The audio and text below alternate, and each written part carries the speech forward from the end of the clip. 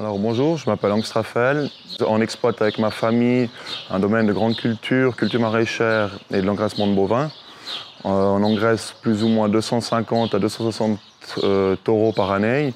Ces taureaux sont essentiellement nourris avec nos fourrages qu'on fait ici sur le domaine, donc du maïs et de l'herbe. On cultive aussi du blé, des betteraves sucrières, des carottes, des pommes de terre. Et maintenant, depuis 2 ans aussi, on produit du riz humide. Je travaille avec mon papa et mon oncle, qui sont la 2e génération déjà à travailler sur cette exploitation, ainsi que mon frère, qu'on est 4 à travailler à plein temps sur cette exploitation.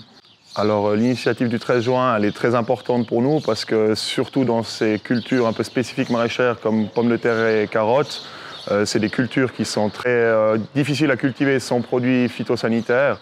Et bien sûr, les répercussions seraient des productions beaucoup plus minimes et une importation massive de l'étranger de ces cultures.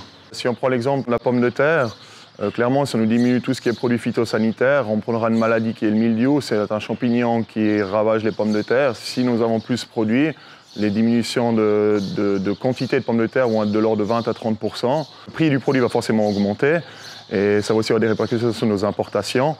On va importer beaucoup plus de produits de l'étranger. Alors au consommateur à savoir qu'est-ce qui lui plaît. Parce que nous en Suisse, il faut savoir que je pense qu'on est un des pays les plus contrôlés, les plus stricts. Si on commence à prendre des importations qui viennent de pays typiquement comme on sait qu'en Espagne au sud, il y a beaucoup de fruits et légumes qui sont produits là-bas. Ils n'ont clairement pas les mêmes restrictions que nous, à savoir si on veut ça sans avoir de contrôle. En Suisse, on sait qu'on est très contrôlé, on est très suivi, on a des cahiers des charges à suivre qui sont très très importants que dans certains autres pays, ils n'ont pas. Aujourd'hui, nous ne faisons plus des choses préventives, nous faisons des traitements quand il y a besoin, qui sont ciblés. S'il n'y a pas besoin de traiter une culture, nous ne le faisons pas. Nous sommes aussi aujourd'hui de plus en plus typés sur des herbages mécaniques, donc de moins en moins de produits à engranger. Donc je pense que l'effort est fait et nous sommes contrôlés. Nous sommes tous titulaires d'un CFC au minimum. Nous sommes obligés pour pouvoir gérer une exploitation. Nous avons aussi des formations pour ça. Nous avons des machines aussi aujourd'hui qui sont beaucoup plus précises qu'à l'époque. Nous n'avons plus le droit de traiter trop près de cours d'eau, trop près d'habitations. Et clairement, nous ne faisons pas n'importe quoi.